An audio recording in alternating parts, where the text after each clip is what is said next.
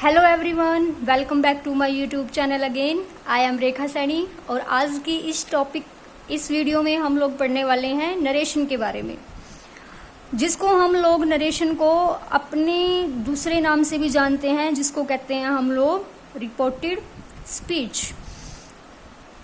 तो जो reported speech है उसको आप नरेशन कह लीजिए या फिर रिपोर्टेड स्पीच, दोनों का मतलब सेम ही है। सबसे पहले बात करते हैं नरेशन। नरेशन आया है नरेशन एक नरेट शब्द से, और नरेट शब्द का मतलब होता है वर्णन करना, कहानी सुनाना, वार्तालाप करना, वृत्तांत बताना। और हमारा क्या है कि जो नरेशन का टॉपिक है या रिपोर्टेड स्पीच का टॉपिक है वो यही है कि जो हमारी बातों को क्या करता है, सुनाता है, हमारी बातों में थोड़ा सा हेर फेर करके सामने वाले को बातों को समझाने में या समझने में मदद करता है। तो जो हमारी रिपोर्टेड स्पीच है उसके कितने टाइप्स हैं? 2 टाइप्स हैं अभी। तो 2 टाइप्स में एक है डायरेक्ट और एक है इनडायरेक्ट। जो डायरेक्ट स्पीच है, आपको पता है डायरेक्ट का मतलब क्या है? जब आप डायरेक्ट तरीके से सीधा जाके सामने वाले से बात कर लो। और इनडायरेक्ट का मतलब क्या हुआ कि जब आप किसी की कही हुई बातों को थोड़ा घुमा फिरा के फिर बताओ। जैसे कि एग्जाम्पल के तौर पर हम ले लेते हैं कि एक स्पीकर है बोलने वाला, सीधा जाके लिसनर से उसने बात किया, तो ये क्या हो गया? Direct speech. और अभी स्पीकर की कही हुई बात को लिसनर ने क्या किया? घुमा फिरा के फिर जाके उसने तो क्या किया? बता दिया है। अब स्पीकर की जो कही हुई बात है उसको घुमा फिरा के 3rd पर्सन तक पहुंचाया गया। ठीक है, लिसनर तो बीच में ही आ गया ना, तो लिसनर ने आगे जाके क्या किया? यहाँ से तो सीधी बात पहुंची, लेकिन आगे जाके उसने क्या किया? इसी बात को 3rd पर्सन को बताया, तो क्या हुआ? उसको थोड़ा घुमा फिरा दिया। ठीक है, अब चलिए एग्जाम्पल लेते हैं। जैसे कि फर्स्ट एग्जाम्पल है, Mohan says to Sohan, I am going to Delhi. मैं कहाँ जा रहा हूँ? दिल्ली जा रहा हूँ। मोहन ने किसको कहा? सोहन को। सीधे तरीके से बोल रहा है, इसका मतलब ये क्या है?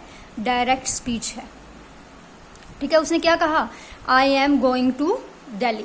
अब सबसे पहले बात कर लेते हैं कि इन डायरेक्ट स्पीच के क्या क्या विशेषताएं रहती हैं। अब डायरेक्ट स्पीच के अंदर 2 पोर्शन होते हैं।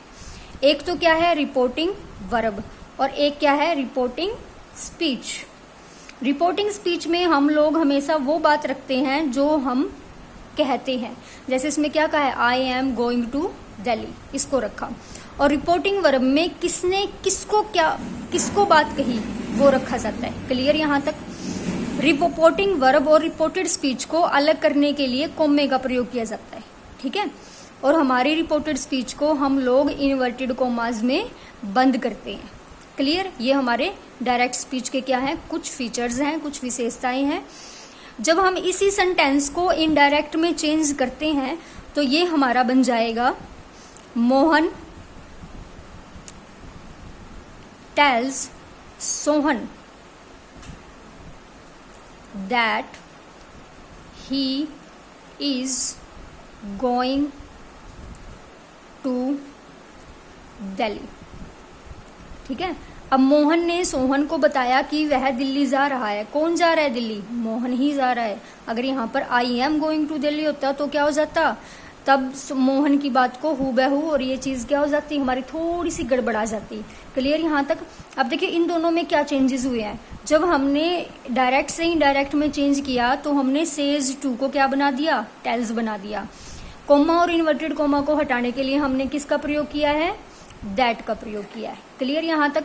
और हमारी जो प्रनाउंस है वो भी चेंज हो गए हैं, और टेंस है उसमें भी फर्क पड़ा है, क्योंकि प्रनाउन हमारे चेंज हो गए तो हमारा टेंस भी थोड़ा सा जो है तो प्रेजेंट में ही है, लेकिन इसके जो शब्द हैं, वर्डिंग्स हैं, वो चेंज हो गई हैं। ठीक है, अब देखिए जो हमारी जो नरेशन है उसको सबसे पहले चेंज करने के लिए हम लोगों को SON का फॉर्मूला ध्यान में रखना है। SON का मतलब क्या है?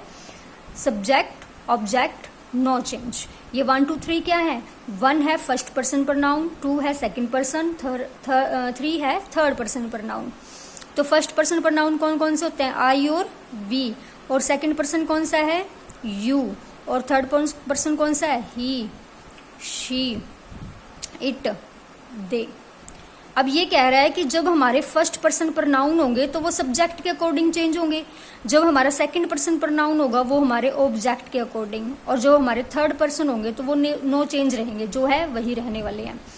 अब देखिए यहाँ पे जो ये सब्जेक्ट ऑब्जेक्ट ये देखने कहाँ के हैं। अब चलते हैं ऊपर रिपोर्टिंग वर्ब की तरफ। रिपोर्टिंग वर्ब में हमें एक तो सब्जेक्ट मिला है, एक क्या मिला है, ऑब्जेक्ट।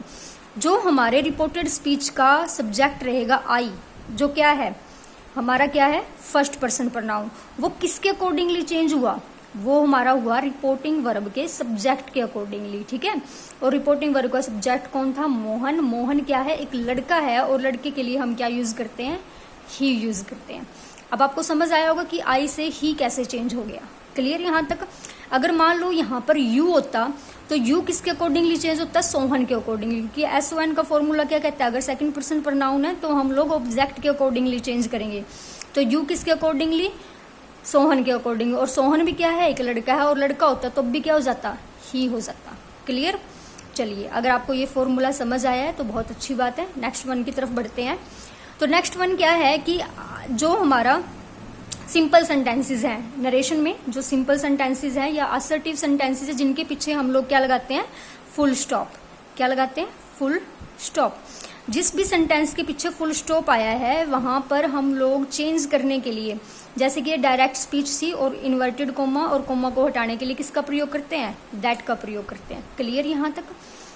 कि जो जैसे जैसे हमारे सेंटेंसेस चेंज हो जाएंगे, जैसे कि यहाँ पे सिंपल सेंटेंस था तो दैट यूज हुआ, अगर यहाँ पे इंटेरोगेटिव होता तो इफ यूज होता या वेदर यूज होता, अगर असर्टिव होता तो कुछ और आएगा। ऐसे ही जैसे हमारा सेंटेंस चेंज होगा वैसे ही ये जो कोमा और इन्वर्टेड कोमा है इसकी जगह पे हर प्लेस पे क्या होगा, हमारा जो कंजक्शन है वो चेंज हो जाएगा, क्लियर। अब सबसे पहले बात करते हैं कि जब यह से है तो सेज टू कैसे हो गया, ठीक है। ये आपको ध्यान रखना पड़ेगा। अगर आपको सेज टू मिल जाए तो आपको क्या करना है, टेल्स बना लेना उसका। अगर सेज है तो वो सेज ही रहेगा, अगर आपका सेड है तो वो सेड ही रहेगा, लेकिन अगर आपका सेड टू है तो वो आपका क्या बन जाएगा, टोल्ड बन जाएगा, ठीक है। यहाँ पे भी आपको ध्यान रखना है कि अगर आपका जो सेंटेंस है वो इंटेरोगेटिव हुआ तो आस्क्ड बन जाएगा, अगर आपका इंपेरेटिव हुआ ऑर्डर्ड, एडवाइज्ड, प्रोहिबिटेड, ये सब कुछ चेंज हो जाएंगे। लेकिन ये सिंपल सेंटेंसेस की बात कर रहे हैं हम लोग। अगर सिंपल सेंटेंसेस होंगे तो सिर्फ आपको ये याद रखना है, अगर आपका विल से है तो आपका विल से ही रहने वाला है, ठीक है, ये भी सिंपल सेंटेंस का है। लेकिन अगर आपका विल से टू है तो वो बन जाएगा विल टेल, क्लियर यहाँ तक। चलिए आगे चलते हैं। आगे की जो हमारी वीडियो है उसके अंदर हम कुछ नियर बाय वर्ड्स देखेंगे। नियर बाय वर्ड्स का मतलब है कि जो आपको डायरेक्ट स्पीच में मिलने वाले हैं और आप उनको कैसे चेंज करोगे, ठीक है। नियर बाय वर्ड्स में क्या है, आपको डायरेक्ट स्पीच में नाउ मिल सकता है, ठीक है, एगो मिल सकता है, टुडे मिल सकता है, टुडे के साथ, या फिर टू नाइट मिल सकता है, यस्टरडे मिल सकता है, टुमारो मिल सकता है, जस्ट मिल सकता है। जब आपको किस डायरेक्ट स्पीच के अंदर कहाँ मिलेंगे, आपको डायरेक्ट स्पीच में, तो आप इसको इनडायरेक्ट स्पीच में कैसे चेंज करोगे। इनडायरेक्ट स्पीच में ये लोग चेंज हो जाएंगे, जैसे कि नाउ का क्या बन जाएगा, देन, एगो का क्या बन जाएगा, बिफोर, और टू नाइट का और टुडे का क्या बन जाएगा, दैट डे और दैट नाइट, दैट डे और दैट नाइट, क्लियर। यस्टरडे क्या होता है, यस्टरडे जो पहले दिन जा चुका है, मतलब खत्म हो चुका है, द प्रीवियस डे चेंज हो जाएगा। और टुमारो जो आने वाला है तो क्या हो जाएगा, द नेक्स्ट डे। और जस्ट का क्या बन जाता है, देन बन जाता है, ठीक है।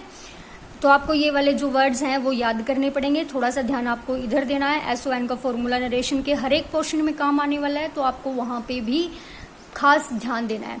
चलिए आज की वीडियो में सिर्फ इतना ही, मिलते हैं नरेशन के सेकंड पार्ट के साथ। तब तक के लिए बाय बाय। अगर आपको मेरी वीडियो पसंद आई हो तो लाइक और शेयर करना ना भूलें। Thank you so much.